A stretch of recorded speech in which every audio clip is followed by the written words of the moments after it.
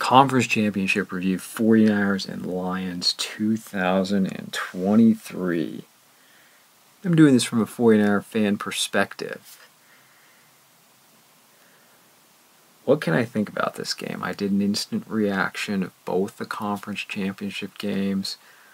I want to sit down, re-watch the highlights, look at the stats, read up on the game, hear what others had to say. Honestly, it still leaves a bad taste in my mouth. I don't know if I've felt this way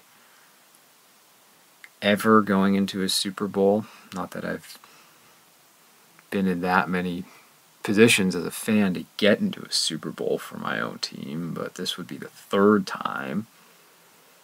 And of the 3 times, it's a different feeling. Let's go over the game summary here, and then we'll get into stats. We'll talk about legacies and a little bit about the Super Bowl coming up, Super Bowl 58. Well, before the game, we already knew that the Chiefs were representing the AFC. The winner is rewarded with a game against the Chiefs in Las Vegas. The Lions came out, and they came out strong. They scored 14 points in the first quarter, while the 49ers could not even get on the scoreboard. It was 14-0. Second quarter dominated as well, 10-7 Lions, could have been more. Going to halftime, it was 24-7. Third quarter, though, 49ers 17 points, Lions did not score. In the fourth quarter, 49ers scored 10 to the Lions 7. Final score, 49ers 34, Lions 31. And here's the scoring summary. Jameson Williams had a 42-yard run for the first score, 7-0 Lions. David Montgomery, 1-yard touchdown run, 14-0 Lions. Christian McCaffrey, second quarter, 2-yard touchdown run, 14-7. Lions respond. Jahmyr Gibbs, 15-yard run, 21-7. Badley had a 21-yard field goal before half, making it 24-7. 49ers opening drive in the third quarter. Jake Moody, 43-yard field goal, 24-10. Brandon Aiyuk, 6-yard touchdown pass, 24-17. Christian McCaffrey, 1-yard touchdown run, 24-24. Fourth quarter, Jake Moody, 33-yard field goal, 27-24. Elijah Mitchell, 3-yard touchdown run, 34-24. Yeah, they went up by 10 points. And then finally, Jameson Williams, 3-yard pass, 34-31, which would be the final. Let's look at some stats next.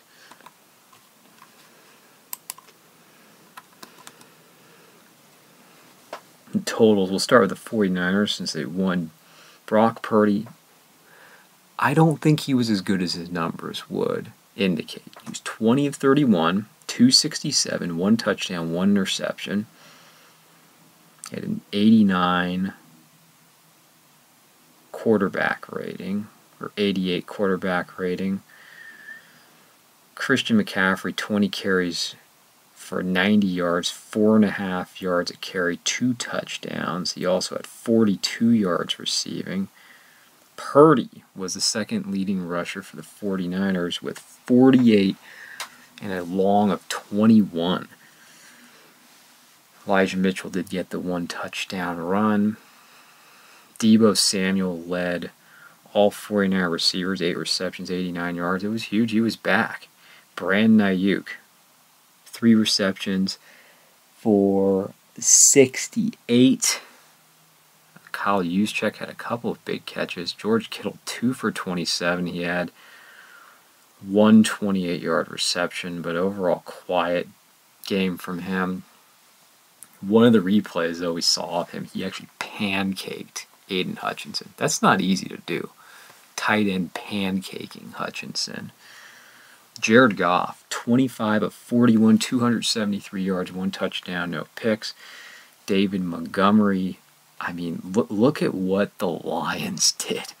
They had 182 yards running. They averaged 6.3 yards on the ground. I mean, both teams actually ran with great success. The 49ers had 33 carries, 155 yards, 4.7 yards a carry. And you can see something that's off in the box score right there. The Lions were averaging over 6 yards a carry, yet they had less rushing attempts than the 49ers. Sam Laporta, 9 receptions, 97 yards. St. Brown, 7 for 87. And then looking at the specifics for the running backs, David Montgomery, 15 carries, 93 yards. He averaged 6.2 yards a carry. Gibbs, not as effective, 12 of 40 for 45, 3.8. And then the Jameson Williams, the 1 carry for 42 yards that went for the touchdown. And then on defense, there really wasn't any standout performances for the Lions. I mean, Hutchinson had 2 passes that were knocked down early, but the 49ers did a great job controlling him. The other side, Nick Bosa had 2 sacks in the first half. Gives him a total of 10 career playoff sacks, and he'd gone to several games without a sack going back to, well, actually last year in the playoffs he did not register a sack, and then the Packers game he had 5 quarterback hits, no sacks. In this one he had 4 quarterback hits, 2 sacks, and he was easily the best defender the 49ers had on the field. Now, this was a disaster the way it began for the 49ers. It really could not start off better for the Lions, and one of the points we made in the preview was, coming into this game, the Lions were going to make the 49ers stop them on the run. They were going to force the issue, and you knew that's where the mismatch was. The Lions' offensive line versus the struggling 49ers run defense.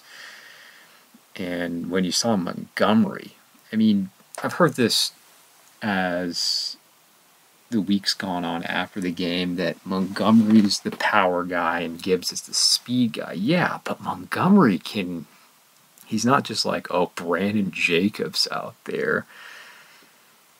He's not Eddie George where he's just sort of, or a Jerome Bettis where, okay, all he is power. He's got some wheels too. Okay, he's not Gibbs, but he can run, and I was very impressed with him. And the Lions' offensive line dominated the 49ers. It just seemed like every time a Lions running back got it, they were picking up just huge chunks of yards.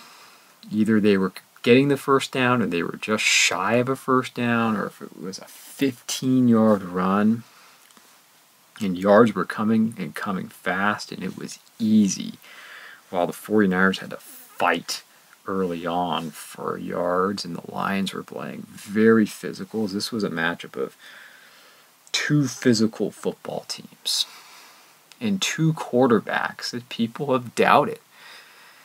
I mean, Jared Goff, he's already been to a Super Bowl.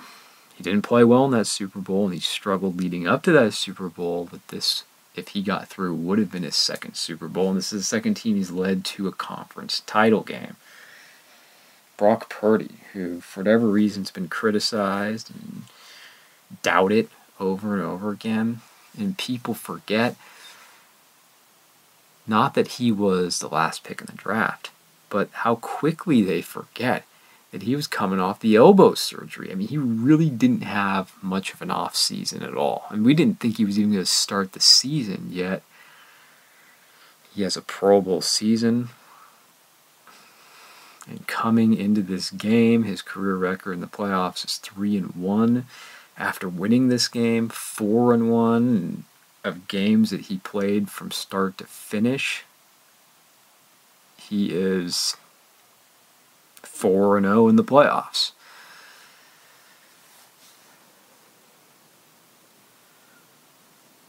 So you have those quarterbacks. You had 2 teams that run the ball well. And who was going to win between the Lions offensive line and the 49ers defensive line? It was the Lions offensive line. I mean, the only 49ers defender that was really effective was Nick Bosa, and you saw the matchup, and it was a great matchup of Bosa versus Sewell. The Lions used big fronts. They actually brought in an extra offensive lineman at times. They played really big with their running game. And Jared Goff was sharp in the first half. Brock Purdy struggled. I mean, he had one ball that should have been intercepted. He had one interception, yes, but he had another ball that should have been intercepted, and Brandon Ayuk broke it up. And then there was, the big play in the second half that we can talk about. But you look about, what worked in the first half. In the first half, it was obviously the Lions really doing whatever they wanted, and the 49ers had no answers on the ground game. They were just completely and totally gashed. And I thought it was going to be a problem. I just didn't imagine it was going to be this bad. And the 49ers have struggled against the run for a while now. And it's alarming because of the frequency it's been happening. We've seen it in a number of regular season games. It continued in the divisional round against the Packers, Aaron Jones, and then especially with Montgomery,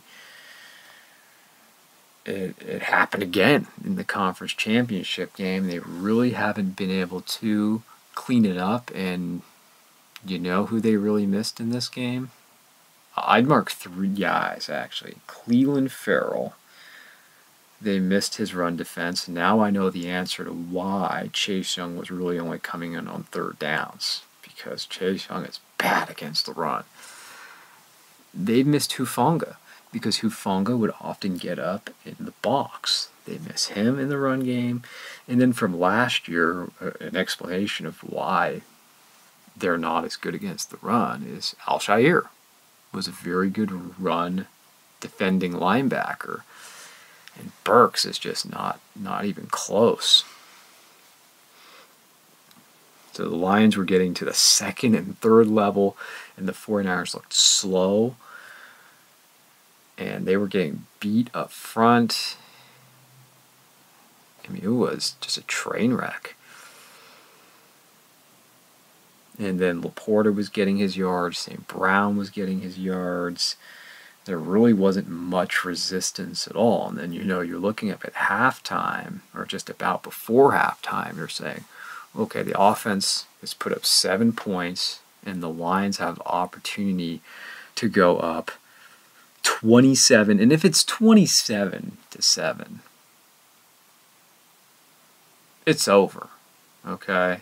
The 49ers were not going to come back from a 24, or I should say a 28-7 deficit. I mean, it was over at that point. And when Dan Campbell decided to kick the field goal, you want to say, well, it's 24-7. I mean, I really feel if it was 28-7, it was truly out of reach. And coming out of halftime, I mean, you only have so much time to make adjustments. But boy, the 49ers make adjustments. They got more physical.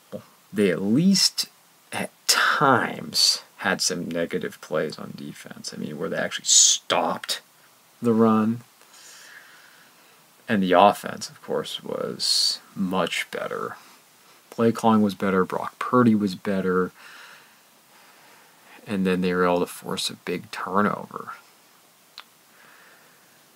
Purdy was more accurate. He was more decisive. He was making better decisions.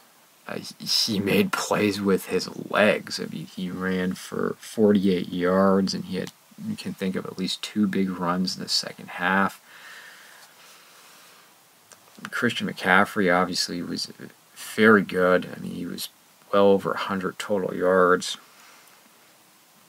I don't feel like they used George Kittle enough as a receiver, but give credit, the Lions, especially in the first half, they played well in the secondary. They tackled well. they got the job done on defense. The problem in the second half was some of the decision making, and it started at the end of the first half, but the decision making by Dan Quinn left a lot. Dan Campbell, excuse me, getting my Dans mixed up here. Dan Campbell decided to kick the field goal. So at that time, I think it was called for and a right decision. Just go ahead and end the game. That's what I would have done.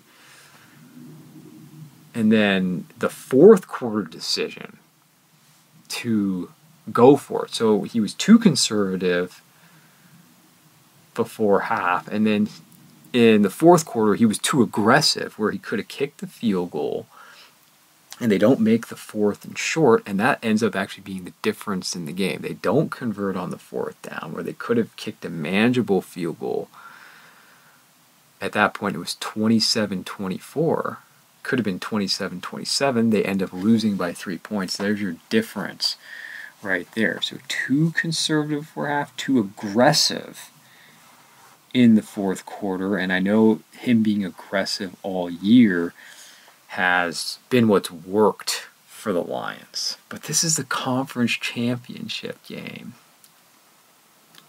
And the 49ers took advantage of his decision making, and that is what allowed them to come back and to win.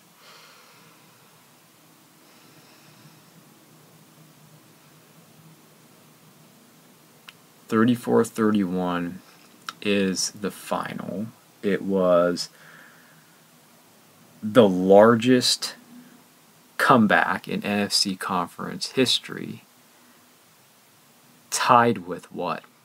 The 2012 championship game in Atlanta, where the 49ers were down 17-0, came back, ended up winning, and then they advanced to the Super Bowl against the Ravens. Well, they were down by 17 at home. But, that's something that really bothered me, because I think the crowd was good. It was as loud as it was going to get at Levi's Stadium. And the 49ers came out the way they did. I mean, they just were getting run off the field. And I can't come out but saying this, that they're very fortunate to have won this game. They're very fortunate to win either of these games, the division or the championship game. Though they won, it was very disappointing. And I have never felt this way 2 games in a row in the playoffs, let alone even one game where I felt just sick. Yes, you won, but I left just being disappointed. I mean, when I was watching the Ravens and Chiefs game, when the Chiefs scored on their first possession, I actually got up and I applauded the Chiefs. I gave them a round of applause and clapped, because I'm like, that is brilliant football. That's just how it's done. I didn't do that one time for the 49ers, and they're my home team. They're the team I cheer for. They're the main reason I'm watching. They just won the NFC Championship game. And I am less than excited. And some have said, well, this is the greatest game they've ever seen as a 49er fan, apart from the Super Bowls, or as an adult. And I'm just saying, I can't say that. Great comeback, yes, but I am not heading in the Super Bowl with confidence. The question was, did the 49ers win this game, or did Dan Campbell and the Lions lose this game? And I'm on the side that the Lions lost this game. The decision making by Dan Campbell, that's what allowed the 49ers to get back in this game. The couple of drops the Lions had in the second half, they did come up with the big forced fumble by Gibson, and recovered by Armstead. That was great. You capitalized and you forced a turnover and made the most of it. And then some of the decisions by the Lions. How about putting Jared Goff on the run? I mean, that is not his game. He wants to be in the pocket. He doesn't want to throw on the run. Yet they're playing to his weaknesses. And, a few passes were off. And that's what opened it up for the 49ers. I mean, give credit to Kyle Shanahan. I mean, they came out, they didn't give up, and they fought their way back. And it was another comeback by him. And he needed, I mean, I was saying to myself, I was preparing for a loss. I'm realistic here. Maybe some fans will say, oh, we always believed. But, they're down 24-7, and they're not showing any signs of life. They are dead, and they have no answers for the Lions. I was expecting a loss. Okay, Brock Purdy comes back. He plays better in the second half, yes. And, hey, there was the amazing play by Ayuk. One of the guys in Kruger's post-game show called it the Ayuk fluke or something like that. And we'll remember that.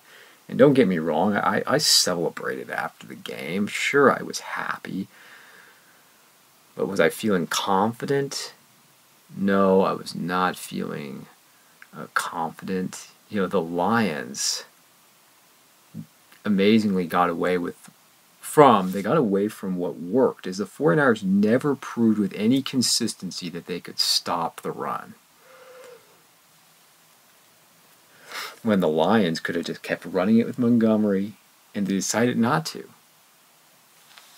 Especially on a 4th and short with all the success they had, whether that be before halftime, where they kicked and settled for the field goal, or other points in the 3rd and 4th quarter. I mean, it almost kind of reminded me of Kyle Shanahan and some of the decisions he did, back in the Super Bowl, where the 49ers were running with great success against the Chiefs in 54, but even worse, because not just 5 yards a carry, 6.3 yards you averaged throughout the entirety of the game. I mean, this was a bad game for Dan Campbell and the coaching staff of the Lions. I mean, it was great execution, almost flawless in the first half, but the second half could not have been much worse.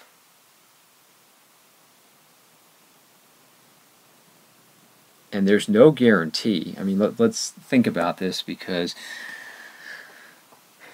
when you talk about the Lions, and we'll finish up with talking about the Lions and get to the 49ers, because the 49ers are moving on, but the Lions had this opportunity to get to the Super Bowl.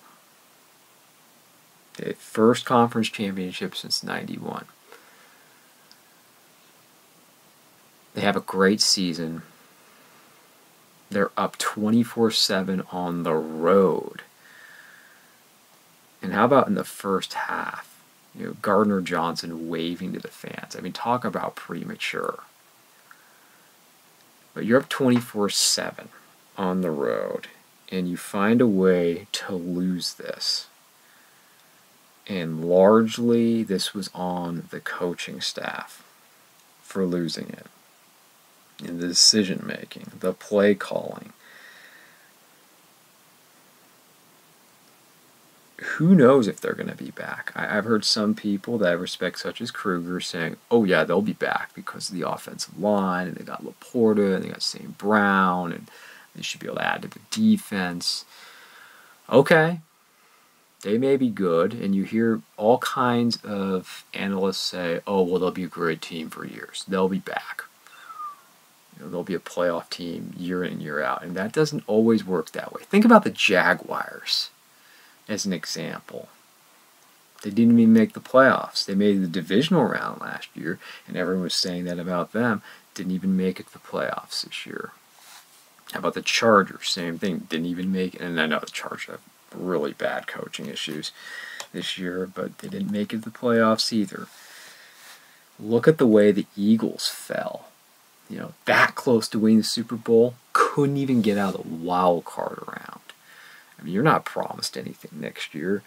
And the Packers, talk about a team that improved rapidly. You have the Packers, who beat down and just thoroughly beat the Lions on Thanksgiving Day in Detroit. And Jordan Love has it. I mean, that was not just a hot streak. He has all the skills you're looking for in a quarterback. They've drafted extremely well. Super talented young roster that also can get much better. And I realize you can say the same thing about the Packers as I'm saying about the Lions, but what I'm getting at is there's real competition in that division. And going forward, who's the better quarterback? It's not Goff, it's Jordan Love. And usually, the team with the better quarterback goes further and wins the division. So, yeah, if you want to really talk about being sick, I was sick after a win, but if you really want to talk about being sick, a Lions fan should have been crying after losing a game in that fashion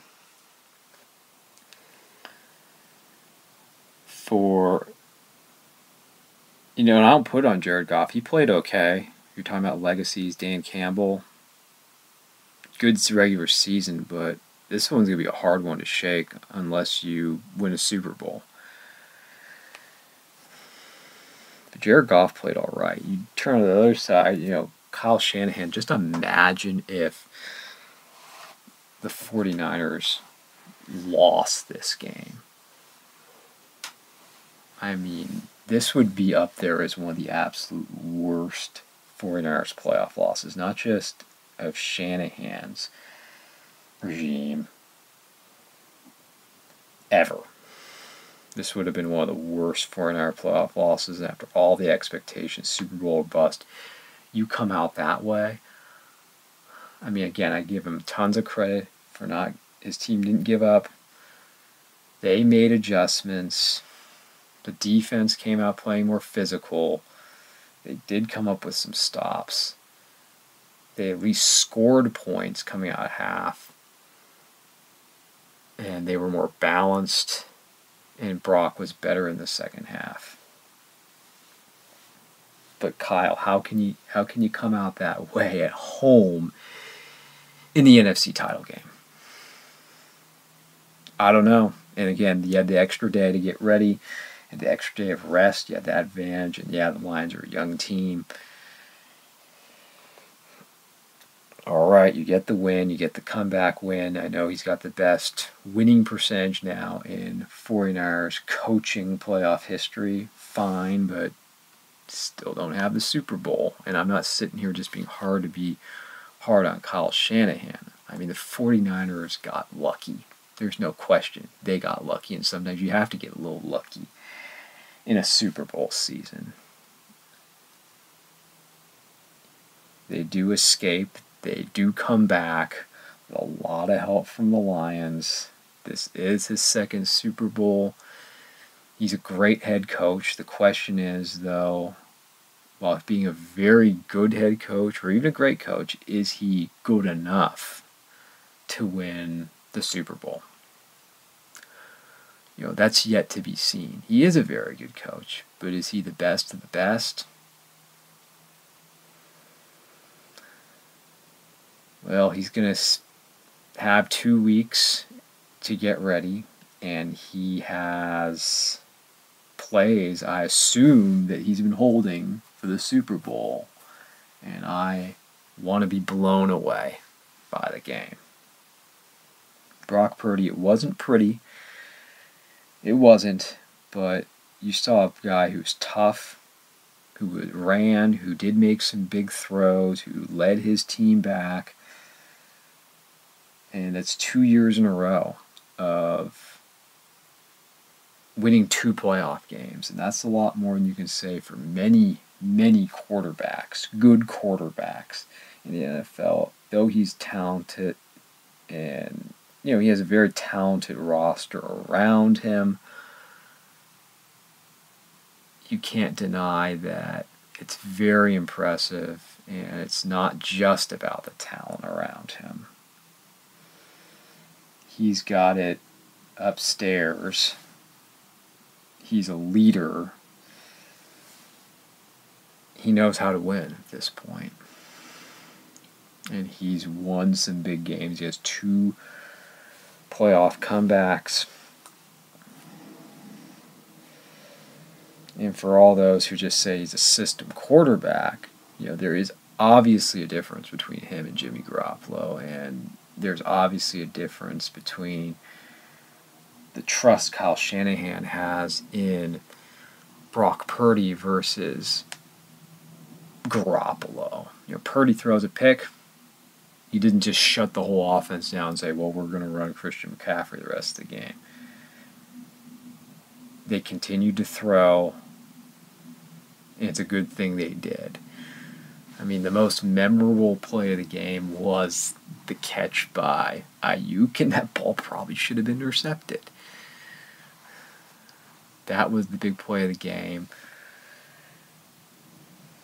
Purdy can, he hasn't shut up his critics, and he has too many critics, but he hasn't shut up his critics with the playoff games because both left a lot to be desired. Thankfully, it didn't rain, but he did lead the team back to a win. He deserves credit, but the only way he's going to silence his critics is with a good Super Bowl. If you can beat the Chiefs, then he'll do it.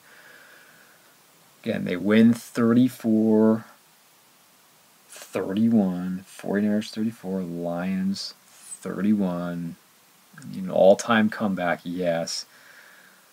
But I'm concerned, and rightfully so, going into this Super Bowl because of the offense having its problems. 2 slow starts in a row, and those were at home games against the Packers and Lions, teams they were favored against. The defense can't stop the run. Chase Young, again, was disappointing. Javon Hargrave, disappointing. I think the secondary played well, and for the most part, the linebackers played well, but not be able to stop the run. And then the special teams with Jake Moody, okay, he did make a couple field goals there for the 49ers, but then he had a miss. He did miss the field goal in the first half. He made the 43-yarder. He made the 33-yarder. A rookie kicker in the playoffs. And just special teams always concerned me for the 49ers. I mean, when have you ever really felt good about all 3 phases for the 49ers? In special teams. I'm not talking about offense, defense, special teams. I'm talking about your place kicker, your punter, and then your returners. Those are 3 good reasons to be concerned. Slow starts in offense, defense can stop the run, and your kicker is having problems. And you're going to face the Chiefs. So you get the rematch against the Chiefs. That's why I say, that's your reward. You get the Super Bowl, you got the Chiefs again. And you're going to have to beat the best. You're going to have to beat Patrick Mahomes. You will have to beat the best to get in. It's a tall task. The Chiefs are playing their best football of the season. You're going to Las Vegas. You will be on the grass, but you will be inside. You don't have to worry about bad weather. You got 2 weeks to prepare. They're going to be wearing the same exact uniforms that they wore in Super Bowl 54. The 49ers are going to have to come out with their A game to win. We'll look at the individual matchups, position by position, coaching. I mean, Kyle Shanahan is going to have to bring out his best plays, and they're going to have to get off to a much better start. I mean, you better not be getting behind right away. You can't go down 14-0 to the Chiefs. But what's so different is, wow, the personnel has changed. It has really changed over the course of 4 seasons on both sides. I don't think you can compare or take much of anything from that Super Bowl 54. I'm going to rewatch it. And not for fun. I'm going to rewatch it for history. And I have not gone back to rewatch anything more than the highlights for Super Bowl 54. But also, I don't think you can take anything from the matchup from last season, because Garoppolo was your quarterback. It was not Brock. And then McCaffrey was just his first game for the 49ers. So totally different. But there'll be plenty to talk about. And I didn't enjoy these 2 playoff games. And I'm not just trying to be ultra negative here. Did not enjoy the divisional round against the Packers. Did not enjoy the championship against the Lions. You didn't have 2 bad weeks like that in 2012. Not back-to-back like that. No, you didn't. I was far more confident going to the Super Bowl in 2012 against the Ravens. Sure, it was Joe Flacco. It's not Patrick Mahomes. At least what you can say, if I can finish with a positive for the 49ers, unlike the Packers game, they put together a good second half where they looked more like the 49ers again.